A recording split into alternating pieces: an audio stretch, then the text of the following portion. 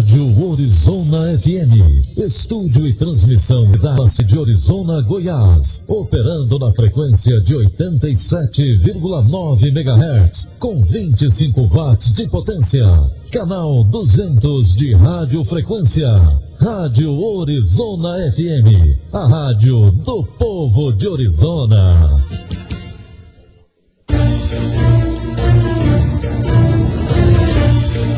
Denúncias, curiosidades, entrevistas, fatos que viraram notícia no Brasil, no mundo, Orizona e região. Sob o comando de Rinaldo Costa e Eberton Mendonça, no top de 10 segundos.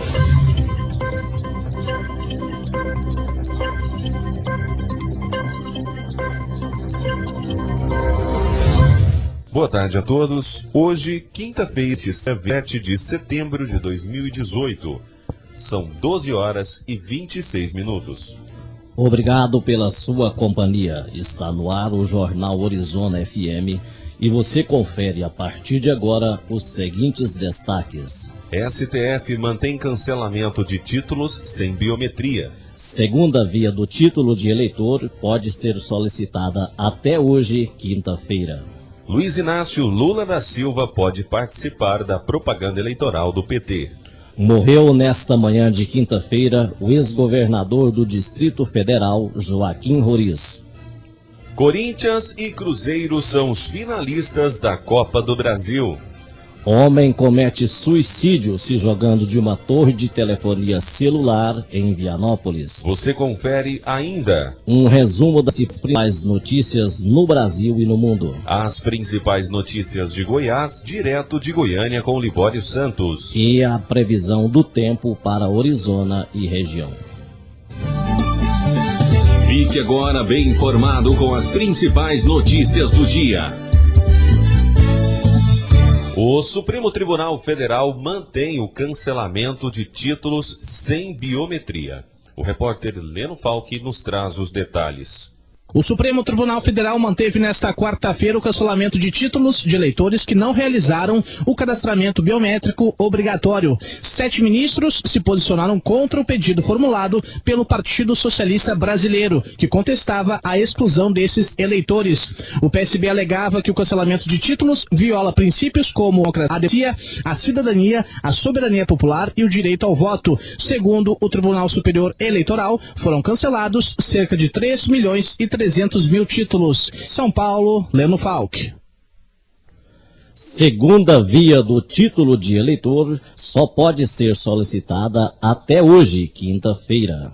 A segunda via do título de eleitor pode ser solicitada até esta quinta-feira. Para isto, o pedido tem que ser protocolado no cartório eleitoral da zona em que a pessoa está inscrita. Esse prazo se encerra exatamente 10 dias antes do primeiro turno das eleições, que vai ocorrer no dia 7 de outubro. É importante destacar que não é obrigatório apresentar o título no dia da votação. Afinal, um documento de identificação com foto, como a identidade, passaporte ou carteira de trabalho, também tem os dados. Outra opção que o eleitor pode apresentar no dia das eleições é o e-título, documento digital que permite que a cédula seja acessada por smartphones, além de informar o local de votação do usuário. O aplicativo, que está disponível para iOS ou Android, só pode ser usado para quem fez o recadastramento biométrico. Outro aplicativo da Justiça Federal que o eleitor poderá baixar é o Resultados 2018. Por meio dele vai ser possível acompanhar a contagem dos votos em tempo real e conferir o desempenho nas urnas do candidato a presidente em cada estado. Além disso, também será possível acompanhar o percentual de apuração das sessões e ainda compartilhar essas informações nas redes sociais. Por conta do fuso horário, que é diferente em algumas regiões do país, o TSE irá começar a divulgar o resultado dos votos para presidente da República às 7 horas da noite, horário de Brasília, quando a votação já vai estar encerrada. Já os resultados dos outros cargos vão começar a ser contabilizados logo após o encerramento da votação às 5 horas da tarde, respeitando o horário local.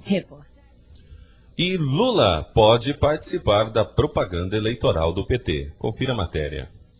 O Tribunal Superior Eleitoral autorizou o nome de Lula na propaganda da chapa do PT para a presidência. A maioria dos ministros do TSE entendeu que a propaganda petista não provoca confusão entre os eleitores sobre quem é o candidato do partido à presidência da República, no caso, Fernando Haddad, e que é preciso respeitar a liberdade de expressão. Movidas pelas campanhas de Jair Bolsonaro, do PS, e de João Amoedo, do Partido Novo, as representações à Corte Eleitoral defendiam que incluir Lula na propaganda do PT poderia levar o eleitor a entender que ele é o candidato da legenda.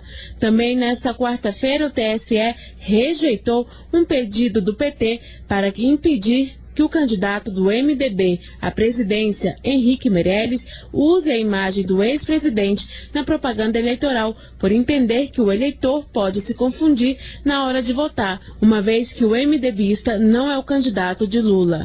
O argumento foi rejeitado pela maioria dos ministros. A Corte também rejeitou recurso da defesa de Lula, que está preso e cumpre pena de 12 anos e 1 mês, para que o ex-presidente pudesse gravar áudios e vídeos para propaganda eleitoral gratuita do PT no rádio e na televisão. Da Rádio Nacional em Brasília, Cariane Costa. Ex-prefeito de Goiânia, ex-vice-governador de Goiás e ex-governador do Distrito Federal, Joaquim Roriz, morreu na manhã desta quinta-feira. Confira os detalhes. Morreu nesta quinta-feira, aos 82 anos, o ex-governador do Distrito Federal, Joaquim Roriz. Ele morreu às 7 horas e 50 minutos da manhã em decorrência de um choque séptico, resultado de um alastramento de uma infecção pulmonar. O político estava internado no Hospital Brasília desde o último dia 24 e nessa quarta-feira sofreu um infarto e precisou ser submetido a uma traqueostomia, abertura na garganta para facilitar a passagem de ar aos pulmões. Nascido em Lusiânia, em Goiás, cidade do entorno do DF, Joaquim Domingos Roriz começou a carreira política ainda nos anos 60, quando assumiu a cadeira de vereador por sua cidade natal em 1962. Foi prefeito da capital goiana e chegou ao governo do DF em 1989, por indicação do então presidente da República, José Sarney. Depois foi eleito por voto popular e liderou o executivo do DF por 4 mandatos. Durante seu governo, adotou a política de distribuição de lotes para os chamados descamisados de Brasília, a começar por Samambaia, região administrativa construída por ele nesse período. Também atuou como vereador, deputado estadual e federal, vice-governador, ministro e senador. Teve rápida passagem pelo Ministério da Agricultura e Reforma Agrária, no governo Collor, onde ficou somente 2 semanas. Também foi breve o mandato de senador, que durou 5 meses, até renunciar ao cargo após ser acusado de corrupção em 2007. Devido à acusação, foi condenado em 2015 pelo escândalo conhecido como Bezerra de Ouro, após partilhar um cheque no valor de R$2.200.000, ação considerada desvio de recursos públicos e favorecimento ilegal. Roriz alegou que as investigações estavam ligadas ao empréstimo de R$300 mil que seria usado na compra do embrião de uma bezerra. Joaquim Roriz deixa a esposa, Wesley Roriz, e 3 filhas. Com colaboração de Sayonara Moreno, da Rádio Nacional em Brasília, Daniele Soares. O Corinthians e o Cruzeiro avançam para a final da Copa do Brasil. O repórter Felipe Esboril nos traz todos os detalhes sobre os finalistas. Corinthians 2, Flamengo 1 e Cruzeiro 1, Palmeiras 1. Estes 2 jogos, na Arena Corinthians e no Mineirão, definiram nesta quarta-feira os finalistas da Copa do Brasil, cujo campeão tem vaga garantida na Libertadores de 2019. O empate de 0-0 entre Flamengo e Corinthians no Maracanã na primeira partida fez com que as 2 equipes entrassem em campo em igualdade de condições no jogo de volta, tendo que buscar a vitória para garantir a vaga na decisão. No final, prevaleceu o Corinthians, que vai disputar o título com o Cruzeiro. Em Belo Horizonte, jogando em casa, o time mineiro precisava de apenas um empate com o Palmeiras para avançar para a decisão, ter vencido o primeiro jogo em São Paulo por 1-0. Para se classificar no tempo normal, o time paulista teria que ganhar por 2 ou mais gols de diferença. mas os mineiros marcaram seu gol logo aos 26 minutos do primeiro tempo. Sofreram um empate, mas conseguiram manter a vantagem até o final, garantindo a classificação para a final da Copa do Brasil. Após terminar o jogo, houve briga entre os jogadores e expulsões de campo. Pela Série A do Campeonato Brasileiro, nesta quinta-feira, o Santos enfrenta o Vasco no estádio do Pacaembu às 8 da noite, em jogo adiado da terceira rodada do primeiro turno. O Santos, com 32 pontos, é o 11º colocado. O Vasco tem 28 e está na 16ª colocação, uma posição somente acima da zona de rebaixamento.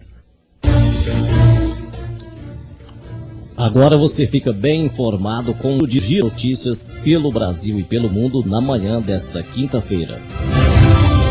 Olá pessoal, ótima quinta-feira. Prazer, eu sou Isaías. Uma nova pesquisa Ibope de intenção de voto para presidente foi divulgada ontem, quarta-feira, dia 26. O levantamento foi encomendado pela Confederação Nacional da Indústria. A pesquisa ouviu 2.000 eleitores em 126 municípios no sábado, dia 22, domingo, dia 23 e segunda-feira, dia 24. O nível de confiança da pesquisa é de 95%. Isso quer dizer que há uma probabilidade de 95% de os resultados retratarem a realidade, considerando a margem de erro, que é de 2 pontos percentuais, para mais ou para menos. Os resultados foram os seguintes: Jair Bolsonaro, do PSL, tem 27%, Fernando Haddad, do PT, 20%, Ciro Gomes, do PDT, 12%, Geraldo Alckmin, do PSDB, 8%, Marina Silva, da Rede, 6%, João Amoedo, do Novo, 3%, Álvaro Dias, do Podemos, 2%, Henrique Meirelles, do MDB, 2%, Guilherme Boulos, do PSOL, 1%, Cabo Daciolo, do Patriota, Vera Lúcia, do PSTU, João Goulart Filho, do PPL e Emael, Democrata Cristão, 0%. Branco e nulos, 11%. Não sabe, não respondeu, totalizam 7%. José Dirceu teve a pena reduzida de 11 anos e 3 meses para 8 anos e 10 meses de reclusão, em julgamento no Tribunal Regional Federal da 4ª Região, em Porto Alegre, ontem, quarta-feira, dia 26. Essa é a segunda condenação dele na Lava Jato. Nesse caso, o ex-ministro responde por irregularidade em descontrato para fornecimento de tubos para a Petrobras. Dirceu ainda pode recorrer da decisão no TRF4. O julgamento havia começado no dia 30 de maio, mas foi suspenso pelo pedido de vista do desembargador Vitor Laus. Na ocasião, o relator dos processos da Lava Jato, em segunda instância, João Pedro Gebran Neto, havia votado pela redução da pena para 8 anos e 10 meses. Ontem, quarta-feira, o voto dele prevaleceu. As justificativas dos votos ainda não foram divulgadas pelo TRF4, o que deve ocorrer até o fim da sessão. O candidato do PDT à presidência da República, Ciro Gomes, recebeu alta na tarde de ontem, quarta-feira, dia 26, segundo informou a assessoria de imprensa do Hospital Sírio-Libanês, em São Paulo. Entre aspas, foi atendido de forma absolutamente pronta. Os sintomas eram sangramento na urina. Isso se deve ao rompimento de um vasozinho na próstata que já está aumentada. Problemas de velhura, brincou o candidato ao deixar o centro médico. Ciro Gomes deu entrada no hospital na noite de terça-feira, dia 25, com sangramento na urina, relacionado ao crescimento benigno da próstata. O candidato do PSDB à presidência da República, Geraldo Alckmin, disse ontem, quarta-feira, dia 23, que a indústria no país é supertributada. Ele defendeu desonerar o setor produtivo. De acordo com o candidato, desonerações do setor produtivo podem ser compensadas por tributação de dividendos. Entre aspas, para a região do ABC, abordando a questão industrial, é a mudança tributária. A indústria está supertributada. Ela tem 11% do PIB e paga 36% da carga tributária. Nós vamos tirar o setor produtivo, que é o que o mundo está fazendo. Vamos reproduzir no setor produtivo e compensar na tributação de dividendos. Vamos focar no emprego e fazer a indústria crescer, disse Alckmin. Salve, salve, galera! Agora a diversão em Orizona fica por conta do Casarão Dance. Com um ambiente agradável, o Casarão Dance oferece a você shows ao vivo aos fins de semana. Fique atento à nossa programação. Aqui você vai festejar com sua família e seus amigos. Estamos localizados ao lado dos Correios. Casarão Dance, onde a diversão acontece. Conexão direto com Goiânia. Agora nós vamos ver as principais notícias de Goiás com o repórter Libório Santos. Como giro pelo mundo do crime, um homem foi preso na região metropolitana de Goiânia de posse de 33 mil comprimidos de êxtase. A droga avaliada em R$1 milhão era comercializada em boates e festas de luxo da capital. E 2 meses após o crime, as polícias civil e militar prenderam os 3 homens que, no dia 18 de julho passado, assaltaram uma joalheria dentro de um shopping em Goiânia. Joias e relógios roubados, segundo a polícia, foram trocados por armas de grosso calibre como pistolas com kit rajada, metralhadora, fuzil e até um veículo blindado. Em Palmeri, 12 pessoas envolvidas no tráfico de drogas foram presas durante a operação Efeito Dominó. Mesmo com a grave recessão econômica que atinge a vários setores, o cooperativismo vem apresentando crescimento. As cooperativas de crédito, por exemplo, apresentaram um crescimento da ordem de 15,1% no primeiro semestre deste ano no setor de seguros. O secretário estadual da Saúde, do Vilela, afirmou que o Hospital de Urgências de Goiânia, Hugo, que atende aos casos mais graves, está funcionando normalmente após a vistoria do Ministério do Trabalho. O secretário garantiu que o hospital está com 95% dos seus leitos ocupados e acredita que houve um exagero nos relatos a respeito da falta de insumos e medicamentos. Ontem o Ministério Público sugeriu ao governo que reassuma o comando do Hugo e do Hospital de Trindade, ambos administrados por OS, organizações sociais.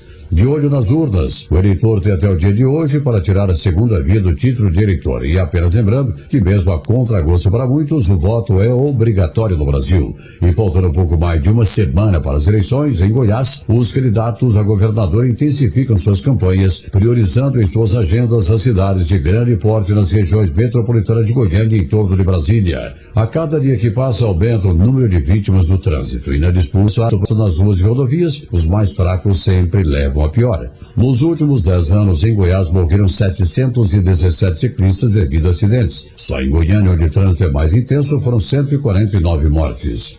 Cena inusitada aqui na capital. Ocupantes de um trio elétrico que percorreu várias ruas da cidade em clima de festa comemoraram o divórcio de um deles aos gritos: "Tô solteiro". As faculdades e universidades privadas que operam o programa Bolsa Universitária em Goiás estão completando 6 vezes seu pagamento feito pelo governo do estado. Hoje são mais de 20 mil alunos beneficiados e, segundo o presidente do SEMESG, Sindicato das Entidades Mantenedoras do Ensino Superior, Jorge de Jesus, o problema ameaça a continuidade do programa no ano que vem. Ele avalia a atual situação. Eram essas as informações de hoje de Goiânia, informou Libório Santos. Agora nós vamos verificar a temperatura em Orizona e em toda a região. Em Orizona, nesse instante, os termômetros da Rádio Orizona FM registram 32 graus. A umidade relativa do ar está em 24%. Agora você fica sabendo a previsão para as demais áreas.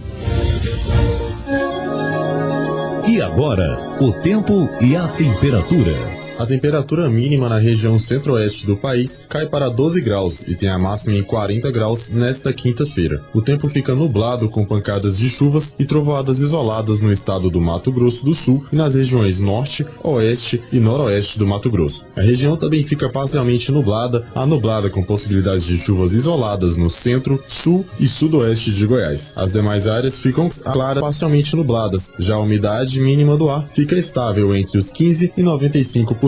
As informações são do Instituto Nacional de Meteorologia. Igor Brandão, o tempo e a temperatura.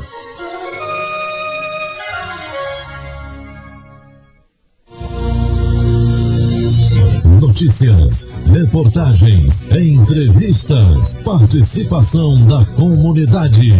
Os principais fatos do Brasil e do mundo, de Goiás, Orizona e região, no Jornal Orizona FM, com a apresentação de Rinaldo Costa, Eberton Mendonça e Paulo Castro.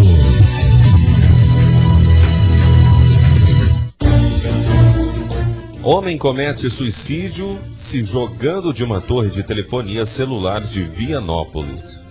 Um homem de 45 anos de idade cometeu suicídio na madrugada desta quinta-feira ao pular de uma altura de aproximadamente 15 metros de uma torre de telefonia celular que fica no bairro Santos Dumont, próximo ao terreno dos Americanos, Equipes do SAMU e do Corpo de Bombeiros foram acionados, assim como a Polícia Militar de Vianópolis, e que registraram a ocorrência e acionaram o IML de Anápolis.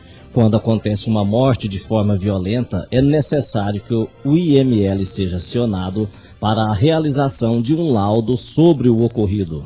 O ato extremo aconteceu por volta das 5 horas da manhã desta quinta-feira, dia 27, na torre da operadora Claro, que fica em um lote do bairro Santos Dumont.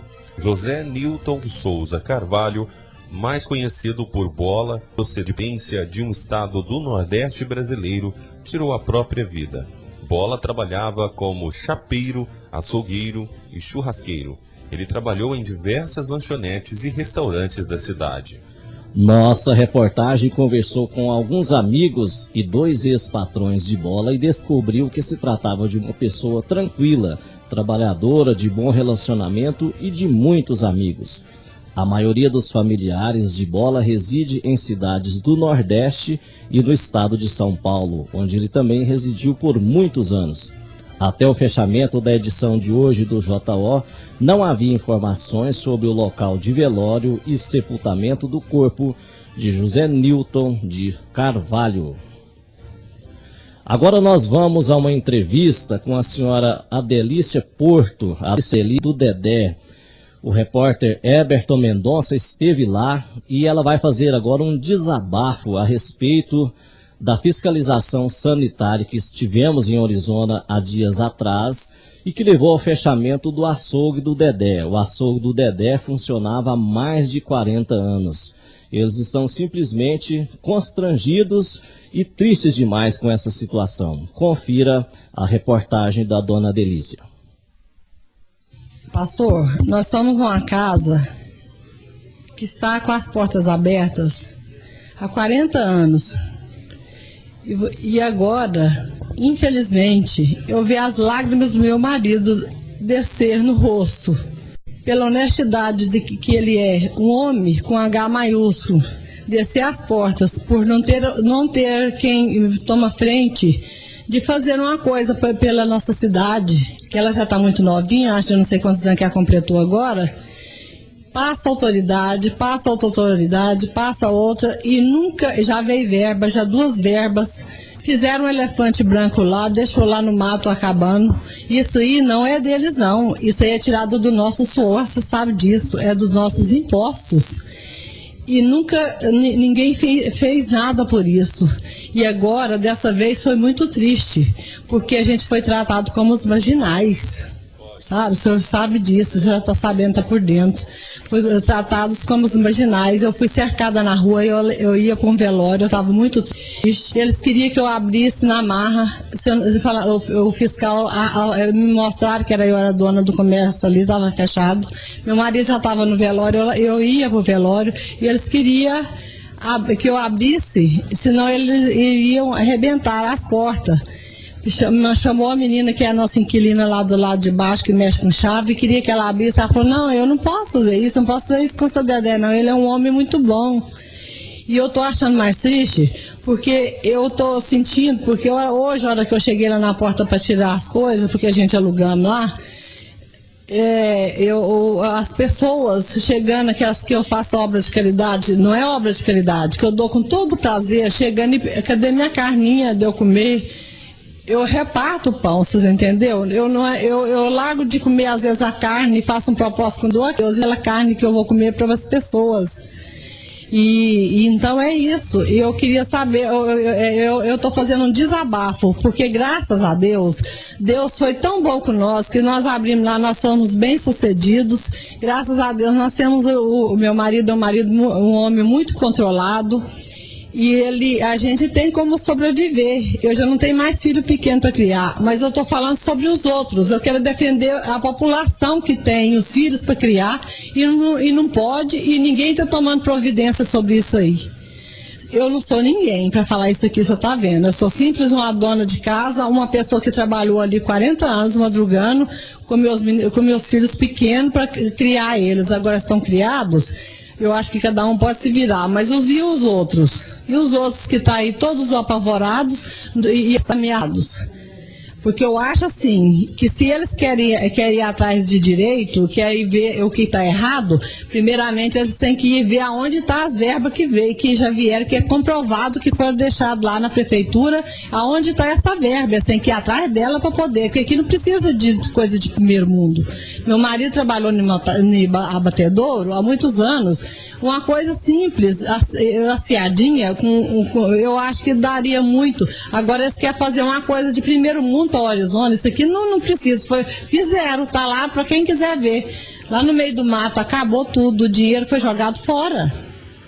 Então é isso, sabe? Eu sinto muito, se alguém achar ruim, que eu acho que ninguém vai achar ruim, não, eu estou defendendo os outros, porque graças a Deus, igual eu falei para o senhor, eu tenho como sobreviver. Deus foi muito, muito comigo, porque eu fui uma pessoa boa para a população, né, Terezinha? Essa aí é testemunha, essa aí mesmo nunca um que precisou foi lá e me pediu ajuda, que eu não fui lá ajudar. Então não é que eu quero ser melhor que os outros, não, mas eu estou falando agora pelos outros que estão ficando aí apavorados, sem saber o que faz. Eu mesmo tenho o filho que ele abatia a vaca, tudo aciadinho, tudo, porque não tinha lugar, mas ele depende disso aí ainda, tem filho estudando. Então eu acho que as autoridades têm que ver isso, porque eles já estão formados, já estão bem sucedidos, tem que pensar nos que estão lá embaixo também, não é passando por cima, não. E eu tenho medo de, às vezes, de eles me processar. Eu não, assim, os outros acham que eu tenho medo. Não, eu não tenho medo disso aí não, sabe, pastor? Muito obrigado ao senhor, viu? Agradeço o senhor ainda aqui, porque o senhor está fazendo essa reportagem muito bem. E se tiver atingido alguém, que me desculpe, mas a verdade tem que ser dita. Porque se todo mundo calar, daqui uns dias, onde que nós vamos ficar? Vão ficar debaixo do pé do diabo. E eu não quero isso, eu quero ficar debaixo das mãos de Deus. Com todo mundo, porque todo mundo aqui são meus amigos. Nós somos a união, os açougueiros aqui de Orizona, somos todos unidos, sabe? O que acontece com um, todo mundo fica sentido. O que acontece com o outro. Esse é o desabafo da dona Delícia, que falou conosco pela rádio Orizona FM, agora no início da semana. E é de fato uma situação muito constrangedora, né, Reinaldo? A gente fica aqui acreditando que alguma coisa possa acontecer aí nos próximos dias e alguma coisa possa ser tomada aí para poder resolver e ajudar a população. O açougue do Dedé é um símbolo da cidade de Orizona, funcionava há mais de 40 anos. Ele está no mesmo nível da loja do Seu Getúlio, do supermercado Boca Quente. Esses outros todos já fecharam. E o açougue do Dedé resistiu por mais de 40 anos até ser fechado agora por decisão dos proprietários, uma vez que não tem mais condições de poder tocar o negócio. A Luzia ligou aqui no 34741700 dando os parabéns, né, para a iniciativa da Delícia, fazendo essa denúncia e deixando aqui ponso os sentimentos dela com muita coragem. São 12 horas e 54 minutos em Orizona. O Jornal Orizona de hoje fica por aqui. Estaremos de volta amanhã, sexta-feira, logo após o término do horário eleitoral. Tenham todos uma excelente tarde. Excelente tarde, até amanhã.